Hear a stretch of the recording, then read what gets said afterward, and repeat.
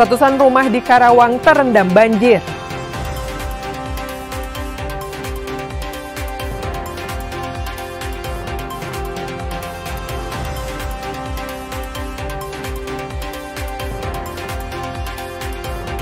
Dua jasad pemancing terseret ombak di Sukabumi ditemukan.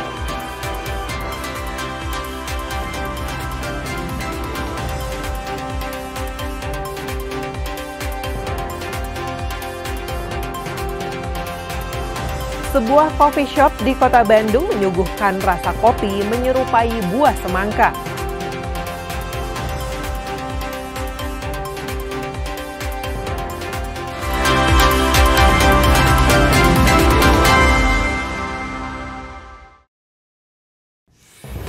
Selain ketiga informasi utama tadi, kami masih memiliki informasi menarik lainnya. Saya Mita Handayani akan menemani Anda dengan berita independen terpercaya. Kita simak Kompas Jabar selengkapnya.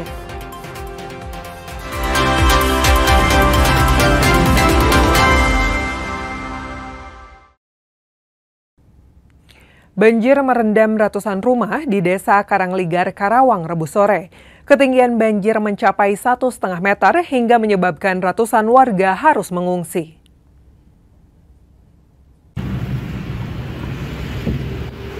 Hujan deras yang terjadi pada Selasa siang hingga malam yang terjadi di wilayah Kabupaten Karawang dan sekitarnya menyebabkan Sungai Citarum dan Sungai Cibeet meluap. Merendam pemukiman warga di Desa Karangligar, Kecamatan Teluk Jambe Barat.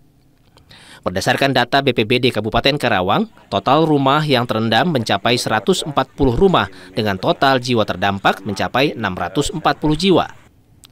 Saat ini warga mengungsi ke sejumlah tempat aman. Ketinggian air? Ada sepinggang orang dewasa, Pak. Sepinggang orang dewasa. Terus sekarang mau kemana ke sana? Mau ke kontrakan bareng saudara. Oh gitu. Tapi aman di sana? Aman. Tapi kalau nyampe atap sih nyampe ke sana. Jadi alternatifnya ke kontrakan itu ya? Hasil monitoring kami tadi di lapangan, untuk saat ini air masih meningkat walaupun perlahan, dan cuaca pun di wilayah sekitar juga ini udah mulai mendung potensi hujan. Jadi kami terus antisipasi dan menghimbau warga untuk segera bergeser ke tempat yang aman. Warga saat ini menempati sejumlah tempat aman seperti masjid dan rumah warga yang tidak terendam banjir. Adi Wahadi, Kompas TV, Karawang, Jawa Barat. Tim SAR gabungan berhasil menemukan korban kedua pemancing yang hilang terseret ombak di Pantai Cikekes, Kecamatan Ciemas, Kabupaten Sukabumi. Korban bernama Ujang Agus ditemukan dengan posisi mengambang di tengah laut di Pantai Cibakung.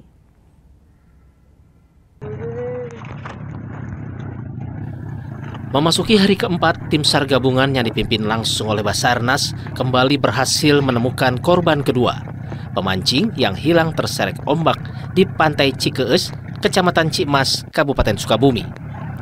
Kedua korban ini bernama Ujang Agus, warga Kabupaten Sukabumi.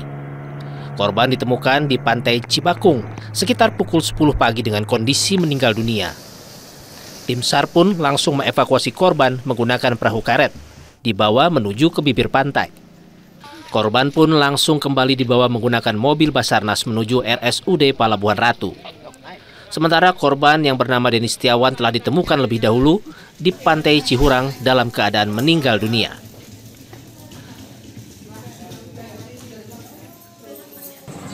Basarnas beserta nelayan, Polair, dan pihak keluarga hari ini telah berhasil menemukan korban atas nama Ujang Agus. Korban kita temukan di sekitaran Pantai Cibakung. Ya, kalau kita lihat dari DKM sekitar 1 nautical mile. Korban kita temukan pada pukul 10 dan selanjutnya korban kita evakuasi ke RSUD Pelabuhan Ratu. Untuk ciri-ciri korban yang kita temukan pada hari ini, seluruh yang digunakan korban masih melekat, diantaranya baju, celana, dan sepatu. Sebelumnya, 2 orang pemancing asal Kabupaten Sukabumi hilang terseret ombak saat memancing di atas karang di Pantai Cikeus, Kecamatan Cimas. Momen kedua pemancing terseret ombak pun terabadikan oleh kamera ponsel milik temannya dan viral di media sosial. Hingga saat ini, seluruh korban berhasil ditemukan dan operasi pencarian ditutup. Insan Maulana Firdaus, Kompas TV, Sukabumi, Jawa Barat. Polda bersama Pemprov Jabar akan menindaklanjuti kasus perdagangan orang di Kamboja yang menimpa seorang pria asal Dayakolot, Kabupaten Bandung. Korban sebelumnya akan mengikuti seleksi tim sepak bola di Medan. Bismillahirrahmanirrahim. Assalamualaikum. Bapak Haji Dedi Mulyadi, Bapak Kapolri, Bapak Listio Sigit, Bapak Ibu Dinas Sosial, Bapak Ibu KBRI.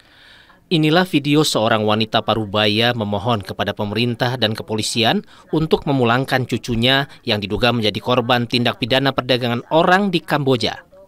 Sebelumnya, korban diketahui berangkat ke Jakarta 3 minggu yang lalu bersama temannya untuk mengikuti seleksi salah satu tim sepak bola, yakni Sparta FC yang berafiliasi dengan PSMS Medan. Menanggapi hal tersebut, Gubernur Jawa Barat Dedi Mulyadi akan menangani kasus tersebut.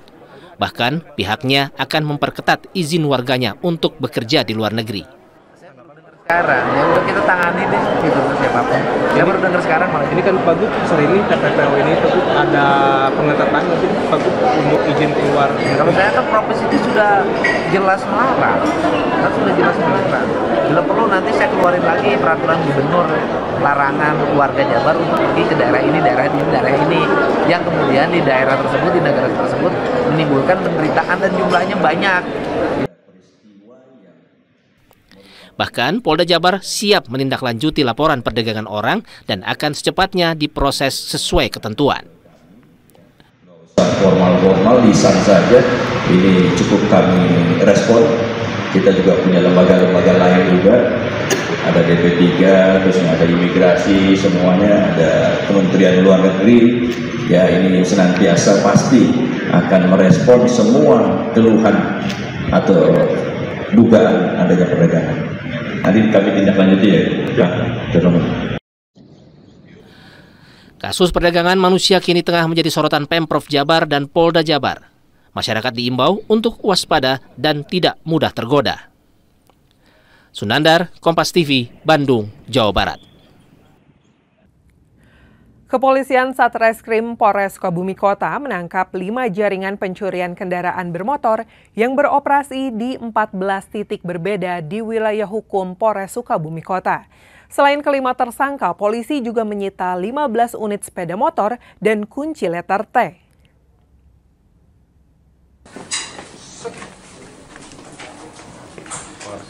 Satreskrim Polres Sukabumi Kota mengungkap jaringan pencurian kendaraan bermotor dalam kurun waktu 1 bulan dengan menangkap 5 orang tersangka. Para pelaku ini beroperasi di 14 titik berbeda di wilayah hukum Polres Sukabumi Kota. Dari penyelidikan dan penyidikan secara intensif, polisi menangkap 5 orang tersangka dan 2 diantaranya merupakan pelaku utama pencurian dengan status residivis. Sebanyak 2 kali dari Lapas Warung Kiara dan Lapas Sukabumi. Pelaku utama berinisial R alias T ditangkap di wilayah Kadudampit dan pelaku utama kedua berinisial D ditangkap di wilayah Cikole. Sementara itu, 3 orang penadah juga ikut ditangkap secara bertahap di wilayah Cianjur. Barang bukti yang disita yakni 15 unit sepeda motor, kunci letter T, beberapa mata kunci yang diruncingkan hingga jaket kulit milik pelaku. 8 Oktober 2025 sekitar pukul 10 waktu Indonesia Barat. D alias D, laki-laki 44 tahun, buruh, warga Cidadap, Kabupaten Sukabumi, merupakan pelaku utama juga. Dan berhasil kami amankan di wilayah Cikole, Kota Sukabumi pada Selasa 28 Oktober 2025 sekitar pukul 10 waktu Indonesia Barat. Dan yang diduga penadah adalah U alias E, laki-laki 44 tahun, petani, warga Cijati, Kabupaten Cianjur, berhasil diamankan pada Rabu 29 Oktober 2025 sekitar pukul 2.30 dini hari. Para tersangka dijerat pasal 363 KUHP dengan ancaman pidana hingga 7 tahun penjara. Pasal 481 KUHP ancaman hukuman hingga 7 tahun penjara dan pasal 480 KUHP dengan ancaman hingga 4 tahun penjara. Andris Mukhtar, Kompas TV, Sukabumi, Jawa Barat. Angka pengangguran di Kota Bandung mencapai hampir 100.000 orang. Informasi selengkapnya usai jeda. Tetaplah di Kompas Jabar.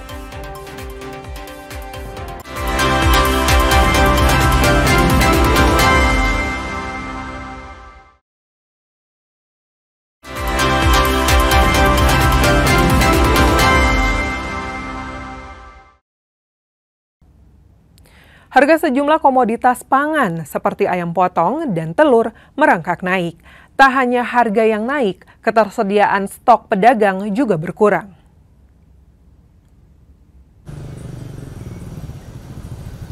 Menurut sejumlah pedagang di Pasar Kosambi, Kota Bandung, harga komoditas seperti ayam potong dan telur ayam merangkak naik sejak awal tahun. Ayam potong saat ini dibanderol dengan harga Rp40 hingga Rp42.000 per kilogram. Di awal tahun, sebelum program MBG digaungkan, harga ayam potong di angka Rp35 hingga Rp36.000 per kilogram. Lagi, Pak. Sejak program MBG itu harga bertahan sih. Jadi harganya bertahan, nggak turun. Malahan mahal sekarang. MBG itu kan dari Januari ya, Pak? Iya. Apakah harga ayam Januari sampai harga ayam sekarang itu beda? Beda, sekarang semenjak ada MBG, ayam teh mahal sih.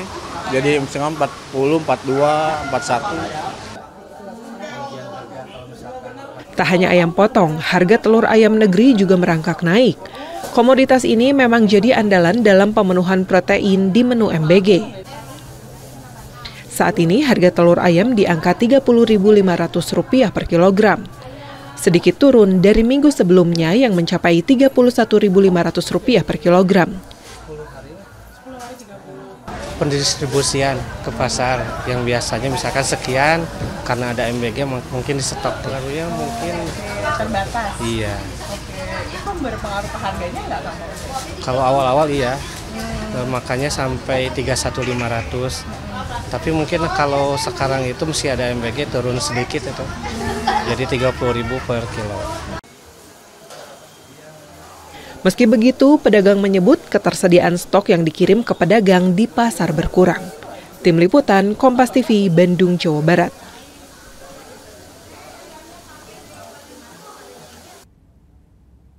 Gubernur Jawa Barat Deddy Mulyadi menanggapi kenaikan harga bahan pangan imbas MBG. Ia menilai hal tersebut terjadi karena kurangnya produksi pangan nasional. Ia pun mendorong untuk membuka ruang investasi di bidang pertanian. Gubernur Jawa Barat Deddy Mulyadi atau yang akrab disapa KDM menyebut akar permasalahan kenaikan serta kelangkaan sejumlah komoditas akibat MBG lantaran kurangnya produksi pangan. Menurutnya, untuk mencegah hal ini, produksi makanan nasional harus ditingkatkan. KDM mendorong masyarakat untuk meningkatkan produktivitas tanaman pangan serta membuka ruang investasi dalam bidang pertanian untuk tingkatkan produksi pangan. Ya, itu kan tergantung pada perencanaan produksi ya, perencanaan produksi, dan karena kebutuhan di sekolahnya tinggi, otomatis kebutuhan pasar menjadi terambil untuk kepentingan BGN. Nah, caranya adalah produksinya harus ditambah. Artinya jumlah telur harus semakin banyak, jumlah sayur harus semakin banyak, jumlah ikan semakin banyak, jumlah daging harus semakin banyak, jumlah beras harus semakin banyak. Nah, bagaimana? Ya mari kita bersama-sama membuka ruang, satu, ruang investasi di dunia pertanian. Yang kedua, mendorong masyarakat juga untuk terus meningkatkan produktivitas tanaman pangan. Omong kosong. Tingginya angka pengangguran di Kota Bandung mencapai hampir 100.000 orang atau sekitar 7,4%. Ratusan pencari kerja membadati job fair yang digelar pemerintah Kota Bandung di Kiara Arta Park yang digelar 2 hari.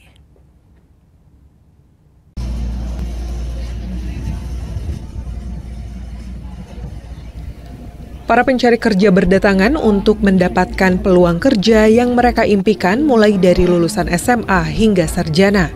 Mereka datang dengan membawa harapan baru di tengah sulitnya mencari pekerjaan di Kota Bandung. Antrean panjang nampak mengular di area job fair. Puluhan tenan perusahaan didatangi para pelamar yang menitipkan CV sesuai posisi yang mereka cari. Mereka mengaku saat ini sudah mencoba mendatangi dari perusahaan ke perusahaan baik secara online namun belum juga diterima. Alasannya karena sekarang lagi nggak punya kerja.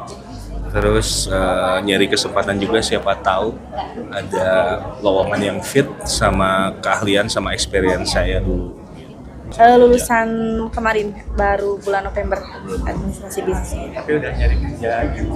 Ada sih freelance, kalau freelance ada, cuman kan saya butuh untuk kedepannya juga. Sejauh ini cari kerja susah atau masih susah? Menurut saya untuk di zaman sekarang ini sangat susah sih, soalnya ya misalpun kita lulusan kuliahan, tetap kan kalau rezeki beda-beda. Dinas Tenaga Kerja Kota Bandung menyampaikan bahwa untuk menekan angka pengangguran, pihaknya terus menggelar berbagai program seperti pelatihan wirausaha, pemagangan, serta job fair yang dilakukan secara berkala. Saat ini memang kita juga dibantu oleh beberapa universitas, SMK. Mungkin dengan hari ini ada 23 kegiatan job fair yang sudah dilakukan dari mulai bulan Januari sampai dengan bulan November ini di Kota Bandung. Selain itu, Pemkot Bandung juga mengimbau warga agar berhati-hati jika ingin bekerja ke luar negeri dan tidak mudah tergiur tawaran yang tidak jelas. Andri Iskandar, Bandung, Kompas TV, Jawa Barat. Pemerintah Provinsi Jawa Barat memperingati Hari Kesehatan Nasional dengan menghadirkan lebih dari 3.400 ibu PKK dari seluruh kabupaten dan kota se-Jawa Barat. Pemprov Jabar berkomitmen meningkatkan layanan kesehatan hingga tingkat terbawah. Peringatan Hari Kesehatan Nasional tingkat Provinsi Jawa Barat tahun ini menjadi yang terbesar. Lebih dari 3.400 ibu PKK dari berbagai daerah hadir memenuhi Gedung Sabuga, membawa semangat kolaborasi sekaligus memperkuat peran keluarga dalam mewujudkan masyarakat sehat. Di acara yang penuh antusiasme ini, Pemprov Jabar menegaskan kembali komitmen peningkatan layanan kesehatan hingga tingkat terbawah, termasuk melalui peran PKK sebagai garda terdepan edukasi kesehatan keluarga. Merayakan Hari Kesatuan Gerak atau HKG PKK ke-53 tingkat Provinsi Jawa Barat. Hari ini bersama dan dirangkaikan dengan Hari Kesehatan Nasional ke-61. Hari ini hadir 3.500 kader PKK se-Jawa Barat dari mulai kader PKK provinsi, kabupaten, kota, kecamatan sampai desa dan kelurahan. Yang hari ini kerjanya dirubah 24 jam. Dalam kesempatan ini, Gubernur Jawa Barat Deddy Mulyadi menegaskan arahan khusus bagi Dinas Kesehatan Jabar. Deddy meminta layanan kesehatan bergerak 24 jam dan responsif terhadap berbagai persoalan di masyarakat. Deddy menekankan agar tidak ada lagi ODGJ yang berkeliaran di jalanan tanpa penanganan. Jika ditemukan, Dinas Kesehatan bersama pemerintah daerah diminta bergerak cepat, membawa mereka ke RSJ atau berkoordinasi dengan Dinas Sosial untuk penanganan lanjutan.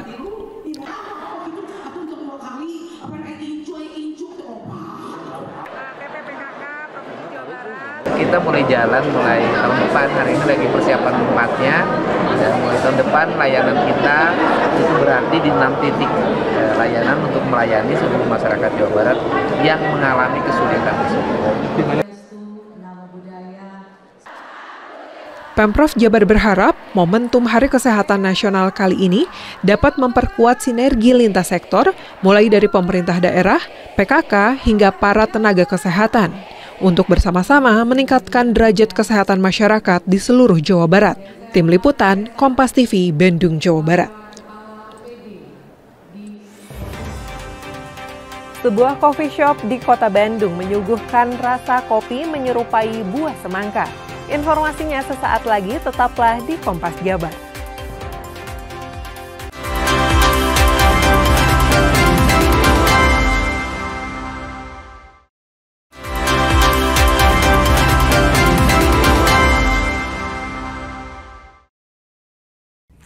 Guna meningkatkan literasi dan pemahaman berperilaku positif di kalangan supporter sepak bola, peneliti hukum olahraga Eko Nur Kristianto menuangkannya dalam sebuah buku supporter Indonesia Naik Kelas.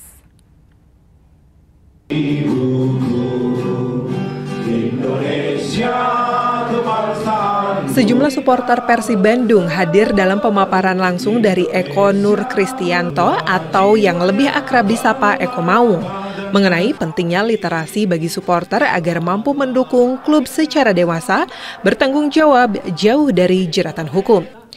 Buku yang ditulis Eko Maung ini membahas berbagai aspek hukum olahraga, termasuk batasan-batasan perilaku supporter, sanksi yang bisa timbul dari pelanggaran, hingga dampak kerugian yang dapat menimpa klub maupun supporter sendiri. Melalui literasi ini, para supporter diharapkan memahami bahwa dukungan tidak selalu harus diekspresikan dengan tindakan beresiko, namun dapat diwujudkan melalui sikap tertib, menghargai aturan, dan menjadi bagian dari budaya sepak bola yang lebih modern.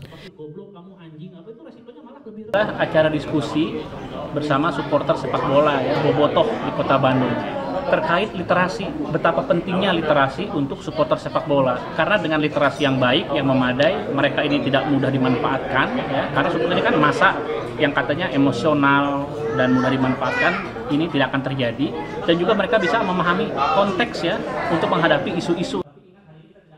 Supporter Persib Bandung yang hadir menyambut baik kegiatan ini. Mereka mengaku mendapatkan wawasan baru mengenai aspek hukum dan tanggung jawab moral sebagai bagian dari komunitas pendukung.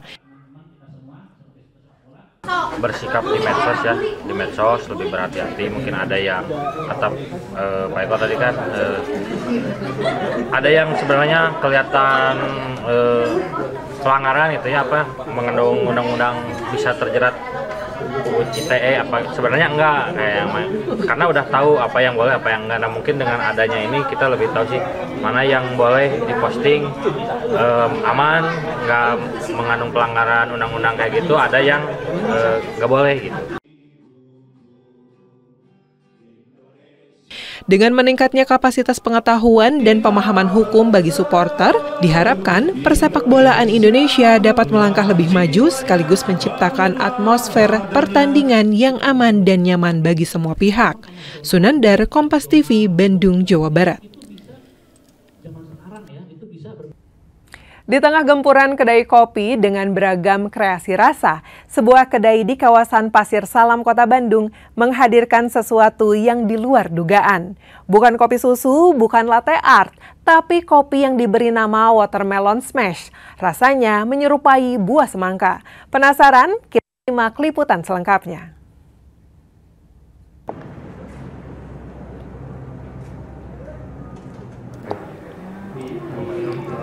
Di tengah ramainya industri kopi specialty di Kota Bandung, sebuah kedai kopi di kawasan Pasir Salam menarik perhatian pecinta kopi dengan sebuah menu unik bernama Watermelon Smash.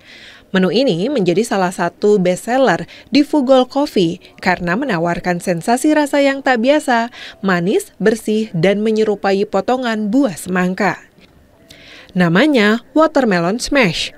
Menu ini menjadi magnet baru bagi pecinta kopi, juga mereka yang baru mulai belajar mengenai dunia perkopian.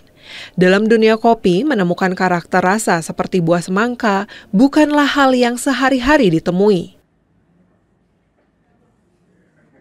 Kopi ini tahun 2019, dan waktu itu kita merasakan kenapa ketika kita minum kopi ini ada sensasi seperti makan buah semangka.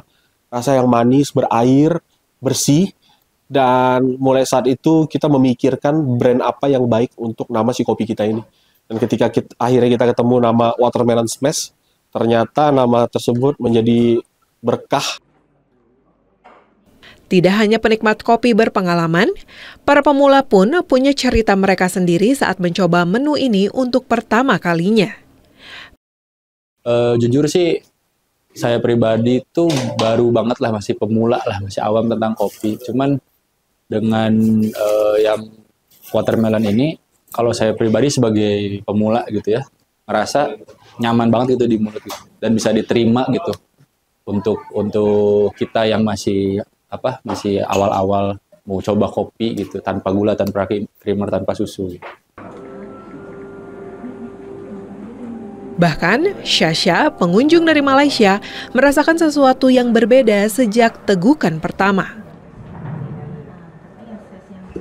Sebenarnya tadi yang karena saya baru rasa itu baru dua suap kan, jadi ini saya rasa macam first thing first yang saya rasa itu acidity-nya tinggi lah, lebih daripada apa yang saya biasa, dan memang terasa fruity-nya tu memang kuat lah bagi saya.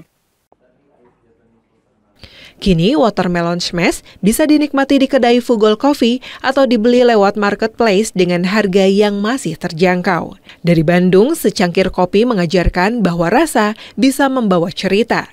Dan kadang, kejutan sederhana dalam tegukan pertama bisa menjadi pintu bagi lahirnya inovasi baru. Inilah watermelon smash semangka dalam rupa kopi dari Fugol Coffee. Aziz Fardiansyah, Kompas TV, Bandung, Jawa Barat. Seorang siswi Madrasah Sanawiyah di Garut berjualan sambil membawa adiknya yang mengalami sakit Down Syndrome ke sekolah. Hal ini dilakukan untuk meringankan beban kedua orang tuanya.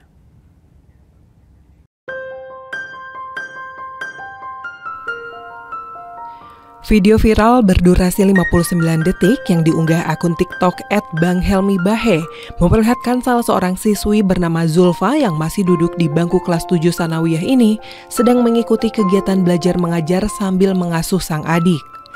Selain mengasuh, Zulfa pun berjualan makanan ringan di sekolahnya. Di tengah ujian hidup dan tantangan ekonomi, Zulfa, siswi Sanawiyah Al-Irsyad di Kecamatan Karangpawitan, Kabupaten Garut, anak dari pasangan Ade Ma'ruf dan Alia ini, menunjukkan kegigihannya dengan berjualan sambil membawa sang adik ke sekolah sambil menuntut ilmu. Kondisi ini dilakukan untuk membantu orang tuanya yang hanya sebagai pekerja harian lepas. Ditambah kondisi sang adik yang baru berusia 18 bulan ini memiliki riwayat penyakit Down Syndrome serta penyusutan otak akibat kista di kepala. Tidak ada rasa malu sedikit pun, Zulfa, siswi MTS Sanawiyah ini ikhlas karena semata-mata untuk membantu kedua orang tua. Sekolah jualan buat membantu adik saya aja buat berobat. Kondisi adiknya kenapa sih, Dek? Sakit itu Down Syndrome. Karena orang tuanya lagi ke sawah. Kalau pas ke sawah aja? Iya. Kalau misalkan nggak ke sawah nggak? Enggak. Malu nggak? Enggak. Nggak. Kenapa sih? Karena membantu orang tua. Sementara itu, Kepala Sekolah Sanawiyah Al-Irsyad mengatakan bahwa sebelumnya orang tua Zulfa sempat datang dan meminta izin agar Zulfa diizinkan untuk mengasuh dan berjualan di jam ekstrakurikuler. Di mata pihak sekolah pun, Zulfa merupakan sosok siswi yang rajin, baik, dan berprestasi. Zulfa itu kan awalnya berasal dari MI ya.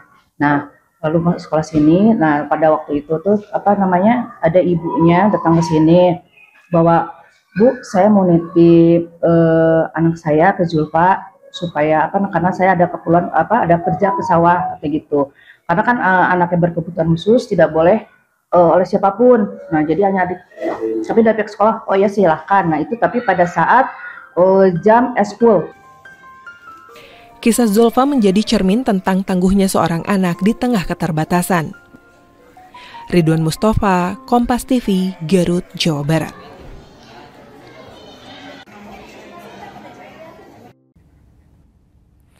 Saudara, sejak diterapkannya pembatasan kuota pembuangan sampah ke TPA Sarimukti, tumpukan sampah mulai terlihat di berbagai sudut kota. Volume sampah yang tidak tertampung menimbulkan dampak lingkungan dan sosial. Informasi selengkapnya akan kami bahas dalam talk show usai jeda berikut. Tetaplah di Kompas Jabar.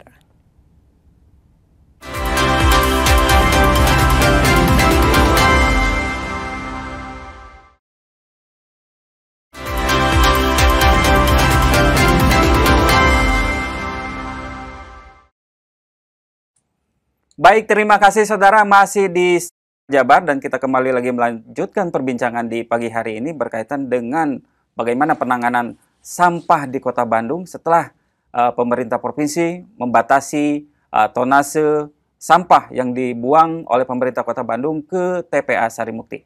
Pak Kadis, apa penanganan selanjutnya ketika ini sudah berjalan hampir 1 bulan kan ya? 1 bulan setengah. Apa yang dilakukan oleh pemerintah Kota Bandung berkaitan dengan ini? Ya, jadi semua metode pengolahan yang mungkin dilakukan, kita lakukan, termasuk yang terakhir yang kita kembangkan betul, itu menggunakan penanganan dengan metode thermal atau teknologi thermal. Teknologi thermal itu ada banyak, dari mulai insinerator, kemudian pirolisis, kemudian gasifikasi, kemudian nanoplasma, plasma dingin, dan seterusnya. Itu semua kategorinya adalah teknologi thermal. Dan yang terakhir memang kita terapkan adalah menggunakan insinerator. Jadi kita mengadakan sejumlah insinerator. Saat ini sedang proses pemasangan, ada sudah 3 unit yang terpasang dan sisanya yang 4 unit dalam proses pemesanan dan pemasangan. Di samping itu magotisasi jalan. Kita memusnahkan sampah organik, pertama menggunakan magot, kemudian composting di Pasar Gede Bage, kita sudah menggunakan composting di sana dan cukup baik perkembangannya. Kemudian menggunakan loseda, sisa makanan kita masukkan ke pipa yang itu nanti juga cukup menyerap dan seterusnya. Jadi semua metode yang mungkin kita gunakan untuk memusnahkan sampah atau mengolah sampah kita lakukan, dan hasilnya pada saat saya awal masuk itu kemampuan kita mengolah rata-rata di angka 50 ton sehari. Kemudian di pertengahan Juli itu naik di angka 95 ton dan per hari ini sudah mencapai 160 ton. 160 ton per hari. Oke. Angka 160 ton itu besar kan? Betul. Namun demikian kalau dibandingkan dengan angka 1.500 ton, itu belum ada apa-apanya begitu. Karena itu upayanya harus lebih keras, lebih serius, dan lebih masif. Nah, itu terus kita upayakan sehingga targetnya di akhir tahun 2025 ini sudah sanggup kita mengolah di angka 300 ton. Ya, 300 ton itu bukan 520. Masih ada sisa. Masih ada sisa. Karena itu kita akan geber lagi di awal tahun 2026 nanti hingga 3 bulan. Harapannya di bulan ketiga atau paling lambat bulan ke-6 di tahun 2026 kita sudah sanggup mengolah sampah rata-rata per hari harus di angka 500 hingga 520 ton. Kalau itu terjadi, maka kondisinya aman. Tinggal nanti kita pikirkan sisanya di sisa tahun 2027, 2028, dan 2029 itu memastikan yang angka 981 ton itu juga harus bisa diolah sehingga tidak perlu lagi nanti cita-citanya tidak perlu lagi ada sampah yang dibuang ke TPA atau di Sarimukti. Begitu. Oke. Itu metode itu sudah dilakukan di semua wilayah Kota Bandung. Berapa titik yang menjadi pilot projectnya seperti itu? Ya, untuk insinerator sendiri itu sudah terpasang 11 unit plus 2. Berarti sudah 13 unit sampai dengan hari ini. Oke, di mana itu? Di beberapa tempat. Ada yang di Kecamatan Bandung Kulon, di Kecamatan Gede Bage, di Kecamatan Rancasari, kemudian di Kecamatan Kiara Condong, dan banyak lagi tempatnya. Itu siapa yang mengelolanya? Sebagian besar dikelola oleh kelompok swadaya masyarakat, KSM, juga aparat kewilayahan. Misalnya Pak Camat, Pak Lurah itu yang mengelola. Nah, nanti kita juga akan, ada juga yang dioperasikan oleh pemerintah, oleh dinas maksudnya. Misalnya di TPST Cicukang Holis, di sana membuat produksi RDF 50 ton sehari, dan seterusnya. Artinya ada 3 pihak sebenarnya secara umum yang mengoperasikan pengolahan sampah itu. Pertama adalah pemerintah, yang kedua adalah masyarakat melalui aparat kewilayahan, yang ketiga adalah investor. Jadi sudah ada juga investor yang sudah mulai menangani sampah, semacam yang di Pasar Gede Bage. Itu hasilnya dari jadi apa? Dari kompos ya? Ada yang jadi kompos, ada yang jadi RDF, ada yang jadi abu yang kemudian dibuat menjadi batu bata, ada yang menjadi pupuk, dan seterusnya. Dan itu sudah berjalan? Sudah berjalan. Berarti kalau misalkan dengan penanganan tadi dari pemerintah, kemudian juga melibatkan juga masyarakat, berarti anggarannya semakin bertambah begitu?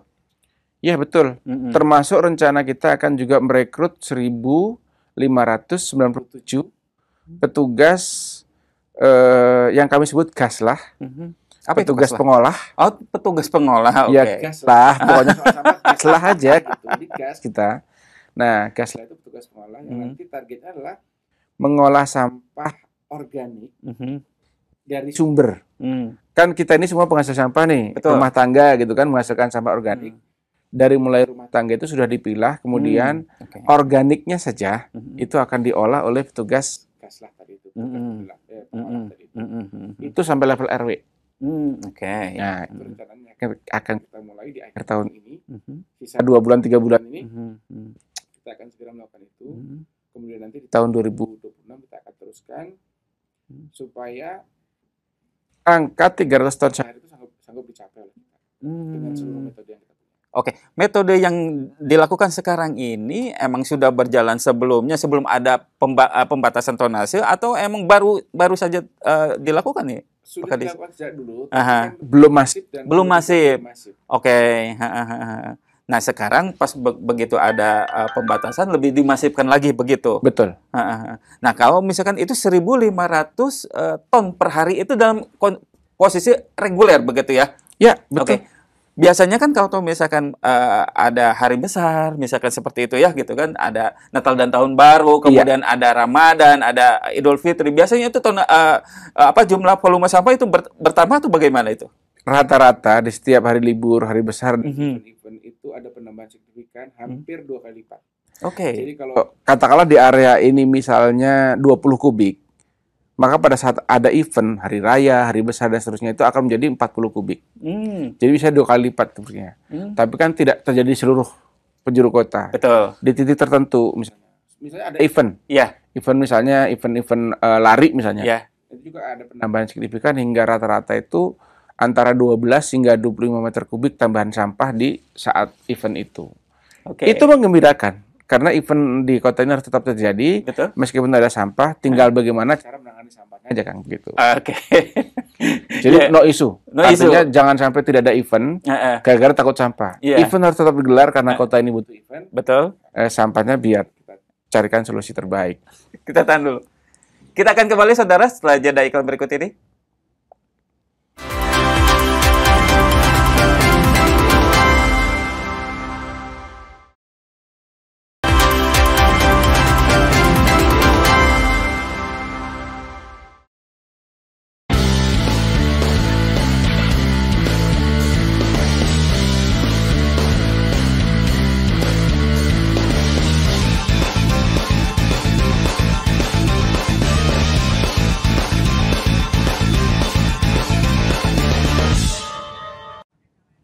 Dua kali uji coba menghadapi Mali, pelatih timnas U22 Indra Syafri puas bisa bereksperimen dengan strategi dan susunan pemain. Rencananya pengerucutan pemain dan pengumuman skuad final SEA Games 2025 akan dilakukan pada 23 November. Hati-hati tadi. Bagaimana Dimitri Pamungkas dan lagi-lagi bahaya. Timnas Indonesia U22 proyeksi SEA Games 2025 baru saja usai menggelar uji coba kontra Mali. Hasilnya Indonesia kalah sekali dan sekali imbang. Di luar hasil akhir, pelatih timnas U22 Indra Syafri puas dengan 2 pertandingan ini. Sesuai tujuan awal, laga ini jadi ajang eksperimen taktik dan indikator pengerucutan pemain. Tercatat 2 formasi berbeda ditampilkan dalam 2 pertandingan, 4 back di laga pertama dan 3 back di pertandingan kedua. Ini memberikan ruang bagi tim untuk menganalisis kelebihan dan kekurangan sebelum turun di Thailand. Selain itu, tim pelatih juga telah mengantongi 18 nama yang masuk kerangka tim. Rencananya, 23 pemain final untuk SEA Games akan diumumkan pada 23 November. Alhamdulillah, hampir bisa dipastikan kami memvalidasi sekitar 18 pemain. Ya, tinggal mungkin 5 pemain yang mungkin nanti kita lihat di sisa hari ini, yang rencana nanti kita akan berangkat di tanggal 23. Today we showed that we are a very good team, and as you see, we have not only one tactic, we have multiple tactics we can use in SEA Games and for in the future. Usai laga uji coba, sebagian besar pemain masih akan menjalani pemusatan latihan di Jakarta. Namun, untuk Mauro Zelstra dan Ivar Jenner akan kembali ke klubnya di Belanda. Sementara beberapa pemain Super League yang diminta klubnya untuk kembali dengan garansi bermain inti juga dipersilahkan memperkuat klubnya. Angga Nurizki, Andika Ahadiat, Kompas TV, Jakarta.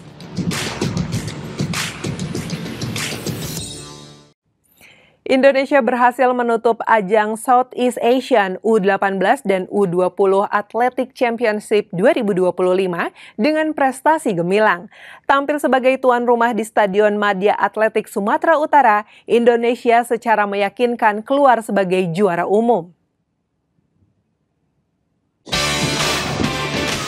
Kontingen Merah Putih mengumpulkan total 45 medali, terdiri dari 14 emas, 15 perak, dan 16 perunggu. Raihan ini mengungguli Vietnam yang harus puas di posisi kedua dengan 13 emas, 12 perak, dan 6 perunggu. Keberhasilan Indonesia ini mendapatkan apresiasi dari Wakil Ketua PB PASI Tigor Tanjung. Ia menilai capaian juara umum ini menjadi sejarah baru bagi Indonesia yang sebelumnya belum pernah menempati posisi tertinggi di ajang tersebut. Bersyukur, walaupun belum resmi diumumkan hasilnya bahwa Indonesia memperoleh medali emas terbanyak total dari Under 18 dan Under 20. Ini satu prestasi yang belum pernah kita peroleh di dalam penyelenggaraan SEA Under 18 ini ya, dan Under 20 selama 17 kali. Inilah pertama kali kita bisa juara umum. Dengan prestasi bersejarah ini, Indonesia menunjukkan perkembangan signifikan dalam kejuaraan atletik usia muda. Dedi Zulkifli Tarigan, Kompas TV, Deli Serdang, Sumatera Utara.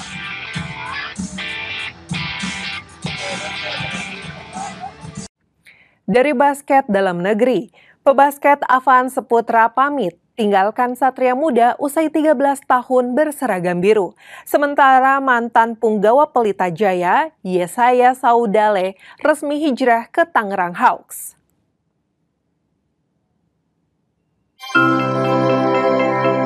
Tahun setia membela Satria Muda Pertamina, pebasket Afan Seputra pamit.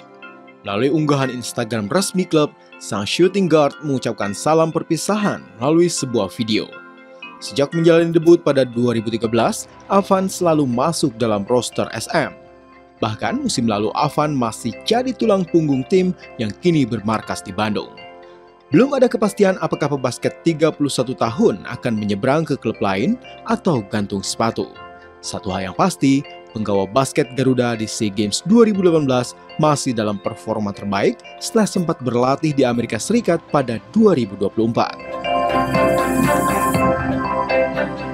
Sementara teka-teki kemana Yesaya Saudale berlabuh pasca tinggalkan Pelita Jaya terjawab.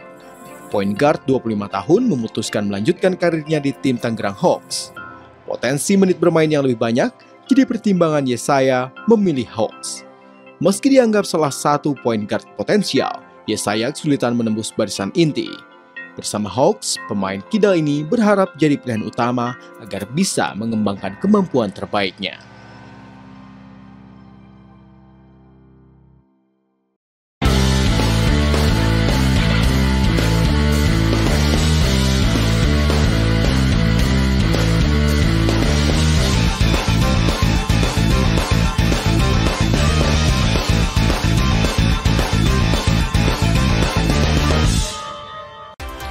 Saudara, dengan berakhirnya informasi tadi sekaligus mengakhiri Kompas Jabar episode hari ini. Saya Mita Handayani beserta kru yang bertugas mengucapkan terima kasih dan sampai jumpa.